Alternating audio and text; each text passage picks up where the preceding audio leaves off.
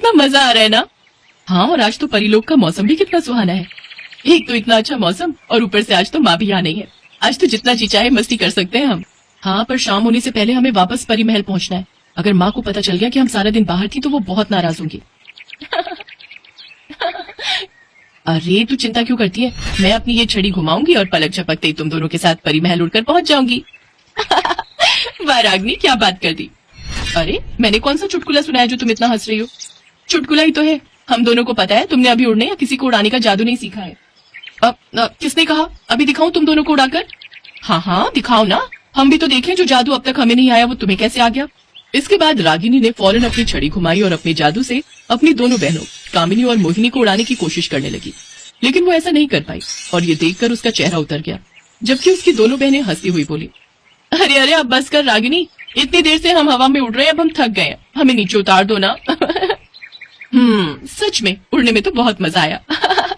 उड़ा लो, जितना मजाक उड़ाना है उड़ा लो मेरा। देखना तुम दोनों, जब मैं माँ से ये वाला जादू खूब अच्छे से सीख लूंगी ना, तब तुम दोनों को हवा में उड़ाकर आसमान में ही लटका दूंगी।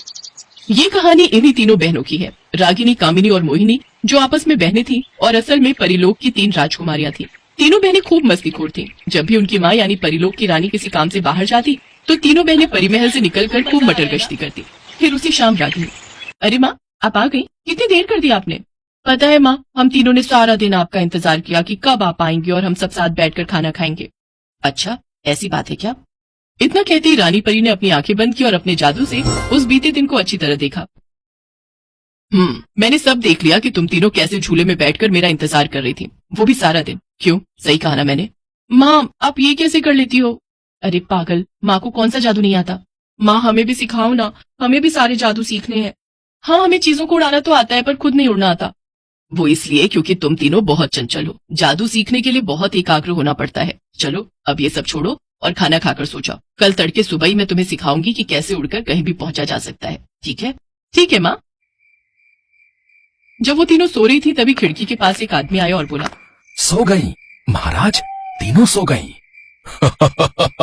इस परिलोक की सत्ता अपने हाथ में लेने का वक्त अब आ गया है। ये तीनों अब जाएंगे परिलोक से बाहर और रानी परी जाएगी जेल में और मैं और आप बैठेंगे परिलोक के सिंहासन पर। महाराज अनंत सिंह की जय हो, जय हो।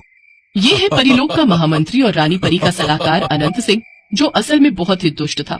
अनंत सिंह सारे जादू जानता था और खुद परिलोक का राजा बनना चाहता था। उसने अपने जादू से रानी परी को बेड़ियों में कैद करके उनसे उनकी जादुई छड़ी भी छीन ली।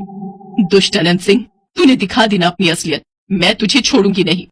तू क्या कर लेगी बुढ़िया, तेरी छड़ी तो मेरे पास है, तो अब तुझसे कोई जादू तो होगा नहीं। और रही बात तेरी बेटियों की, तो उन्हें भी ठिकाने लगा चुका हूँ मैं।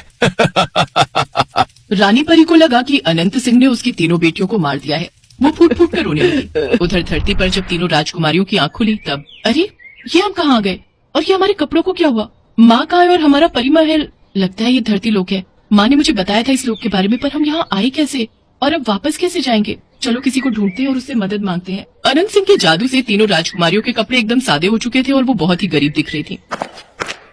फिर एक झोपड़ी के बाहर रुककर रागिनी ने कहा, कोई है। हाँ मैं हूँ, पर तुम कौन हो बेटी। प्रणाम माँ जी, मेरा नाम रागिनी है और ये दोनों मेरी बहनें हैं, मोहिनी और कामिनी। हम तीनों, अब क्या हुआ बताओ। हम तीनों को बहुत भूख लगी है, हमारे इस दुनिया में कोई अपना नहीं है। अरे ऐसा क्यों कहती हो, वो ऊपर वाला है ना, वो सबका रखवाला है। आ जाओ, अंदर आ जाओ। सरला की झोपड़ी ज्यादा बड़ी नहीं थी। वो उस झोपड़ी में अपने 3 बेटों के साथ रहती थी, रमेश, महेश और कमलेश, जो कि लकड़हारे थे और स्वभाव से बहुत ही मेहनती और दयालु थे। ऐसे ही कई महीने बीत गए। फिर एक दिन, अब मेरी उम्र हो गई, पता नहीं मुझे कब भगवान अपने पास बुला ले। तुम लोगों का भी तो कोई नहीं है, तो मैं चाहती हूँ कि तुम तीनों मेरे बेटों से शादी कर लो, अगर तुम्हें कोई ऐतराज ना हो तो। तीनों राजकुमारियों को इससे कोई ऐतराज नहीं था। जैसे ही तीनों भाइयों ने अपनी अपनी पत्नी की मांग में सिंदूर भरा, अचानक एक तेज रोशनी हुई, जिसके साथ ही तीनों राजकुमारियां अपने असली रूप में आ गईं और उन्हें उनकी जादुई शक्तियां भी वापस मिल गईं। ये सब देखकर सरला ने अपनी तीनों जादुई बहुओं के सिर पर हाथ रखते हुए कहा, तुम तीनों तो साक्षात लक्ष्मी का अवतार हो। तुम तीनों को अपनी बहुओं के रूप में पाकर मैं तो धन्य हो गई। भगवान तुम्हें सदा सुखी रखे। माँ जी, सुख तो हमें तब मिलेगा जब हम अपनी माँ को उस दुष्ट अनंत सिंह से आजाद करेंगी। हमें आज्ञा दीजिए, परिलोक जाकर सब कुछ ठीक करके आपके पास वापस आने की।